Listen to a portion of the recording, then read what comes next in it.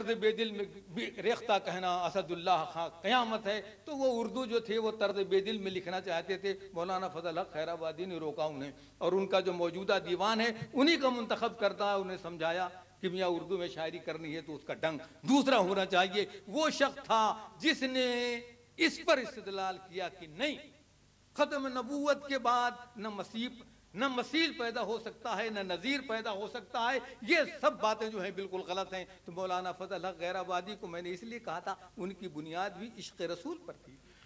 سر سید احمد خان جن کا تعلیم و تعلم اور تدریس، اور جن کے بارے میں کہا جاتا ہے کہ ان تینوں کے بارے میں کہا گیا کہ انگریز کے پٹھوں میں بڑی قیامت کی بات. یہ یہاں بڑے بڑے مورخ بیٹھے ہوئے، سیاستداں بیٹھے ہوئے ہیں، عالم بیٹھے ہوئے ہیں، تینوں کے بارے میں. مولانا فضل حق غیر آبادی غریب کے بارے میں کہا گیا.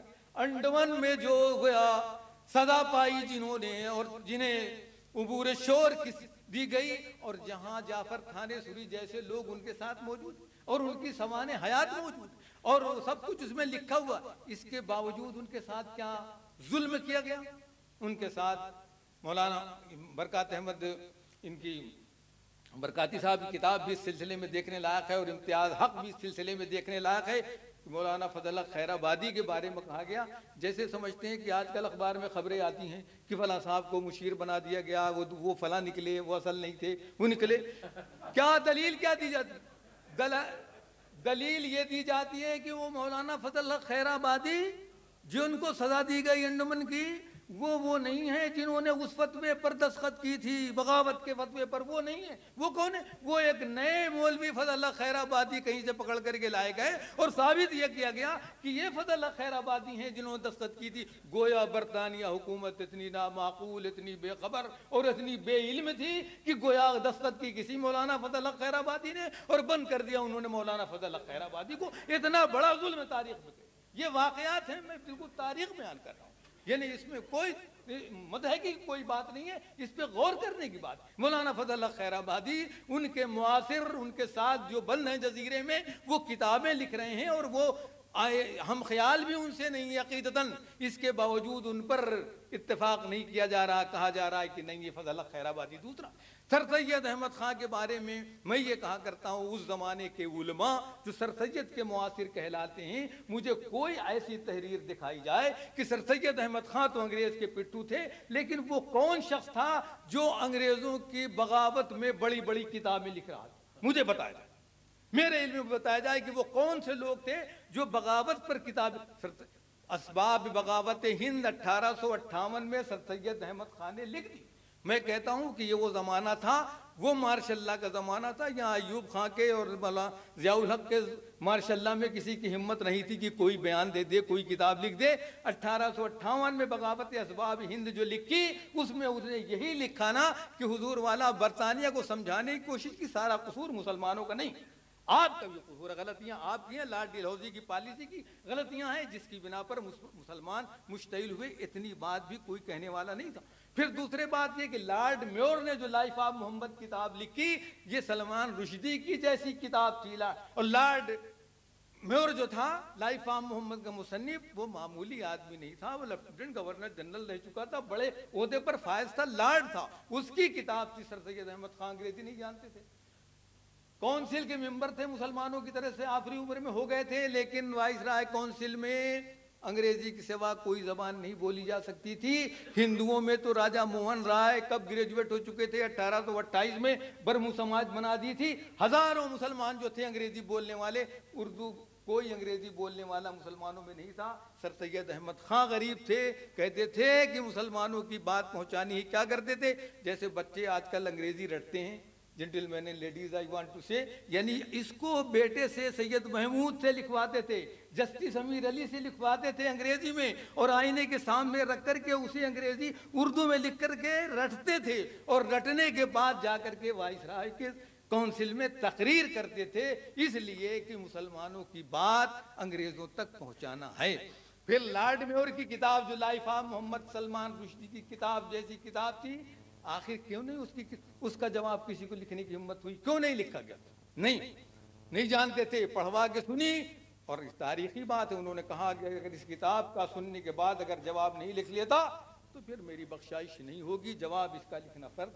اس خیال سے سارا کتب خانہ بیچتے ہیں، لندن جاتے ہیں 1870 میں، اور جناب علی خطبات احمدیہ کے نام سے لیکچر لکھتے ہیں، پھر اس کا ترجمہ کراتے ہیں، اور جہاں سے یہ بات اٹھی تھی، جہاں یہ کتاب چھپی تھی، جہاں سے یہ ورغلائی گئی تھی یہ بات، وہیں یہ کتاب تقسیم کرواتے ہیں۔ پھر مولانا محسن الملک کو لکھتے ہیں آ کر کے آنے کے بعد کہ اب میرے دل کو تشفی ہو گئی، کچھ اطمینان ہو گیا کہ میں نے ایک ظالم کی کتاب کا جواب عربی میں بھی لکھا اور اس کو انگریزی میں ترجمہ کرا کر کے اس ملک میں تقسیم کر دیا۔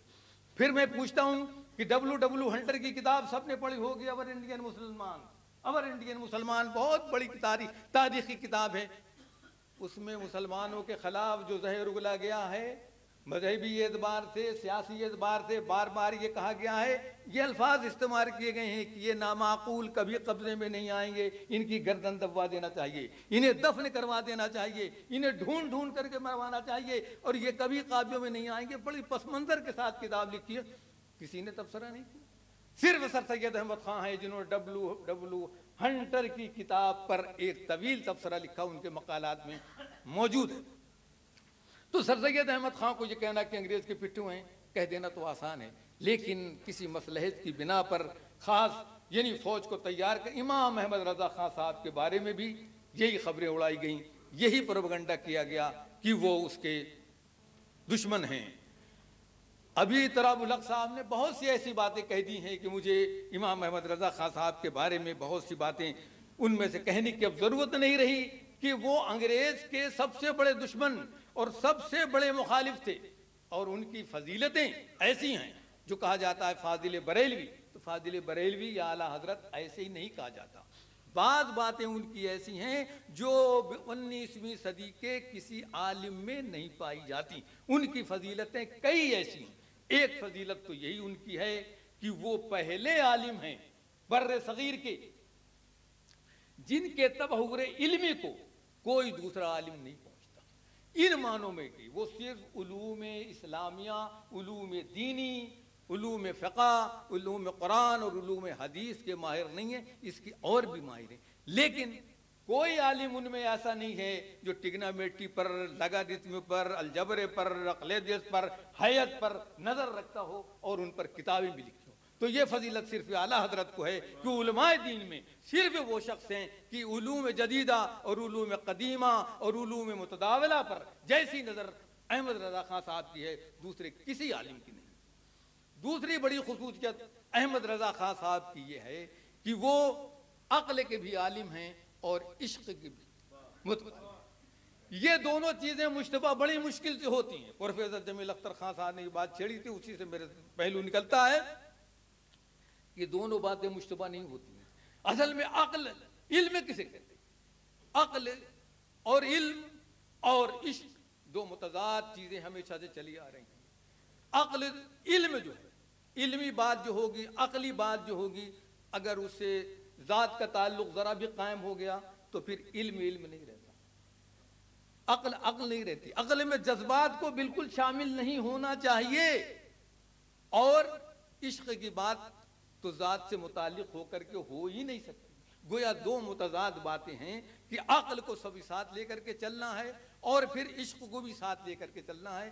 یہ صرف ایک ہی آدمی جو احمد رضا خان کے اتباع میں غالباً کہ وہ علامہ اقبال نظر آتے ہیں کہ جہاں ان دونوں نے اپنی عقل کو عشق کے تابع رکھا اور حضور رسول اللہ صلی اللہ علیہ وسلم کے عشق کے تابع رکھا۔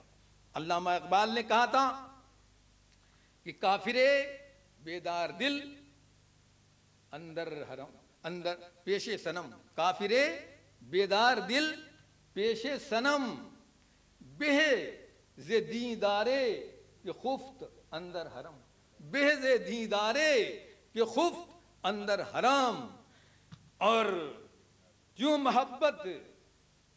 محبت از خود چوں خودی از محبت چوں خودی محکم شود تو قوتش فرما دہے عالم شود، اور پنجائے حق پنجائے حق می شود، اور ماہ از انگشت او حق می شود۔ اقبال نے سار شق می شود، ماہ از انگشت او شق می شود۔ تو تو علامہ اقبال نے ساری اپنی فلسفہ خودی کی اساس جو تھی اسی پر رکھی، محبت پر رکھی، اور امام احمد رضا خان صاحب نے بھی ساری بنیاد جو تھی اپنے تکلم کی، اپنی شاعری کی، اپنی ادب کی، اپنی عقلیہ اور اپنی جذباتی تاثرات کی ساری بنیاد جو تھی وہ عشق پر رکھی۔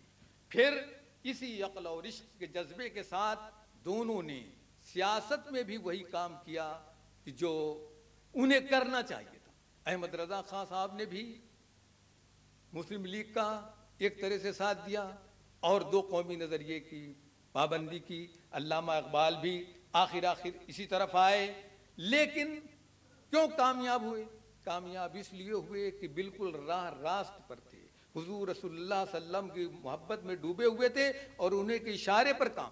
دوسرے علماء بھی بات کو ان کی تقلید میں آئے اور سیاست میں حصہ لینا چاہا، اور یقیناً سیاست میں بہت بڑا حصہ لیا، لیکن یہ سب 1920 1912 کے بعد کی باتیں ہیں، جب احمد رضا خان صاحب بہت آگے بڑھ گئے تھے اور ان کے پیروکار اور ان کے سپاہی جو تھے بہت آگے اس باب میں بڑھ گئے تھے، تو دوسرے علماء آئے، لیکن کس طرح سے آئے کہ علامہ اقبال جیسے آدمی کو کہنا پڑا کہ عجم ہنوز نداند، عجم ہنوز نداند رموز دین، ورنہ ز دیوبند حسین احمد اینچ بلّہ جبیز سرود برسر ممبر کی ملت از وطن چه بے خبر ز مقام محمد عربی بمصطفیٰ برسا خیش را کی دی ہماؤس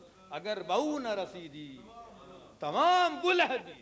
تو دوسرے لوگوں نے تقلید کرنی چاہیے امام احمد رضا خان صاحب کی، لیکن دیکھا کیسی غلطی ہے، کہاں چونکہ رسول اللہ صلی اللہ علیہ وسلم کی محبت کی وہ سرشاری جو امام احمد رضا خان صاحب میں تھی، میرے نزدیک دوسرے علماء میں نہیں، جو سرشاری علامہ اقبال میں تھی، اور تمام جنون اور جذبے کے ساتھ، عقل کے ساتھ، عشق کے جذبات میں ڈوبے رہنے کے باوجود خود کو قابو میں کیے رہنا، جو علامہ اقبال نے کہا ہے چنی کہ پاسے گرے در جنوں از خود نہ رفتن کار ہر دیوانہ نیست، در جنوں از خود نہ رفتن کار ہر دیوانہ نیست۔ یہ بہت بڑے دیوانے ہوتے ہیں جو جنون کے عالم میں بھی دامن کا خیال رکھتے ہیں۔ تو امام احمد رضا خان صاحب جو ہیں وہ انہی لوگوں میں سے ہیں دراصل جو عشق کی راہ پر چلتے ہیں، لیکن عقل کا، علوم جدیدہ کو، دور حاضر کے تمام تقاضوں کو ساتھ لے کر کے چلتے ہیں، اور سماجی زندگی پر مسلمانوں کی پوری نظر رہتی ہے۔ ابھی جس کا ذکر کیا گیا، کسی نے کیا، شفیق علی خان صاحب نے اپنے مقالے میں، غالباً وہ واقعات توجہ کے لائق ہے، بظاہر آسان معلوم ہوتا ہے، لیکن آپ یہ دیکھیں میں نے تو اپنے گاؤں اور قصبے میں کسی مسلمان کی دکان چلتے ہوئے نہیں دیکھی۔ غور کیا گیا کبھی وجہ کیا؟ بھئی ہندو جو تھا وہ چھوت چھات اتنی مانتا تھا کہ وہ کوئی چیز مسلمانوں کی چھوئی کھاتا ہی نہیں تھا۔ آپ 1000 دکان رکھ لیں، کہاں اتنے مسلمانوں کی تعداد اتنی کم تھی ہر قصبے میں اور شہر میں کہ اگر سب مسلمان وہاں خریدنا، اول تو خریدتے نہیں تھے کہ بنیا جو ہے وہ سستا دیتا تھا، سامان زیادہ لاتا تھا تو کوئی خریدتا ہی نہیں تھا۔ امام احمد رضا خان صاحب نے پہلی مرتبہ اس طرف توجہ دلائی کہ خدا کے لیے اگر کاروبار کرنا چاہتے ہو، اگر بینکنگ کرنا چاہتے ہو، اگر مالیات پہ کچھ نظر رکھنا چاہتے ہو تو پہلے بنیادی باتیں سیکھو، مسلمان ہو، دکانیں کھولو اور مسلمانوں کے یہاں سے مسلمان جو ہیں وہ سودا خریدیں تاکہ ان کو کاروبار کرنا آ جائے۔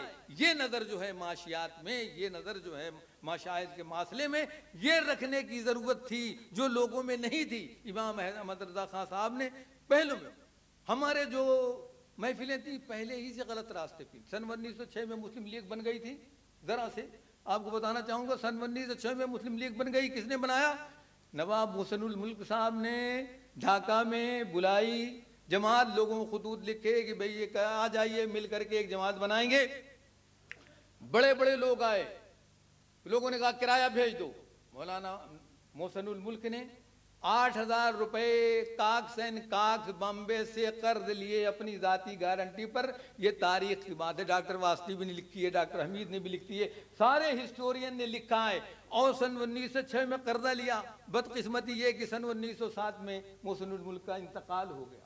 سن 1906 سے لے کر کے سن 1919 تک یہ قرضہ کاکس اینڈ کاکس کا جو تھا 25,000 ہو گیا. اور قرقی کے وارنٹ جو تھے نواب محسن الملک کے گھر آنے لگے کہ تمہارے باپ نے قرضہ لیا تھا ادا کرو. یہ تاریخی واقعہ پولیٹیکل سائنس کی تاریخوں میں سب میں لکھا ہوا ہے.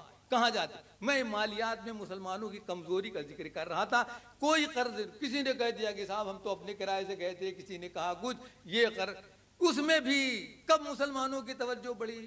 جب سن 1919 میں لارڈ منٹو کے اصلاحات میں یہ بات آ گئی کہ آئندہ جو ہے مسلمانوں کا انتخاب الگ ہوگا, ہندوؤں کا انتخاب الگ ہوگا, تو مسلمانوں کی ذرا توجہ مسلم لیگ کی طرف ہوئی. جب سن 1916 میں جناب لکھنؤ پیکٹ ہو گیا, تب اور کچھ ہمت بڑھی, تو تب جا کر کے 1919 میں سوال اٹھا کہ 25,000 روپیہ قرضہ کون دے گا.